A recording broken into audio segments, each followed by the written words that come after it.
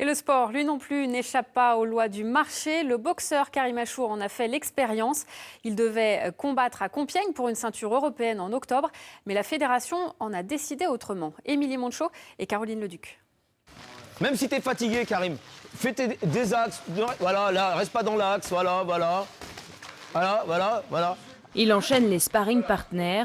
15 rounds de souffrance pour Karim Achour. C'est la séance la plus longue avant ce combat du 3 octobre face au champion espagnol José Yebes. Même si je suis presque sûr que le 31 octobre ne se fera pas, l'Union européenne, moi j'ai l'avantage d'avoir un club qui travaille et qui me permet de boxer le 3 octobre. Moi, je n'ai pas sacrifié mon été, je n'ai pas sacrifié autant de sueur pour rien. Je suis content. Le combat contre Moez Fima pour la ceinture européenne est repoussé au calendrier grec, faute d'organisateur. En boxe, celui qui organise, c'est celui qui remporte les enchères. Chaque camp propose une somme et celui qui a mis le plus sur la table remporte le droit d'organiser le combat. Contrairement à d'habitude, ici c'est un tiers, Asdin Ben Yacoub, qui a remporté cette enchère. Faute de nouvelles de lui pendant 3 mois, la Fédération européenne a par cette lettre réattribué le combat au camp de Karim Achour, avant de se rétracter un mois plus tard alors que les affiches, la salle, étaient déjà prêtes. Nous, pour pas nuire à l'image de la boxe encore plus et pour pas rentrer dans un quiproquo, on ne fait rien alors qu'on a des contrats signés, alors que là on n'avait rien de notre côté. Nous, on nous a demandé une attestation de salle à la Fédé et donné un chèque de caution, ce qu'on a fait.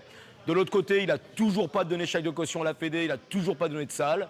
Mais nous, apparemment, on était dans d'autres règles, apparemment. Peut-être parce qu'on est des gens polis, alors donc je ne sais pas. Cette nouvelle, Karim Achour l'apprend à la descente du train après un stage éprouvant dans les Pyrénées. De quoi le décourager, mais Amazir, l'homme libre, son surnom sur le ring, est juste honteux pour son sport.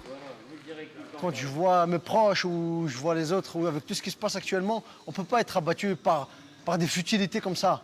Mais ça vexe, ça blesse et parfois ça fait mal. Mais non, je repars. Aujourd'hui, ça y est, j'ai dû oublier moi. J'ai un autre objectif, 3 octobre, 31 octobre. Je dois tout détruire. Le poids moyen reste combatif malgré les coups du sort. Une victoire dans ce combat contre José Yebes lui permettrait tout de même de grimper dans la hiérarchie mondiale.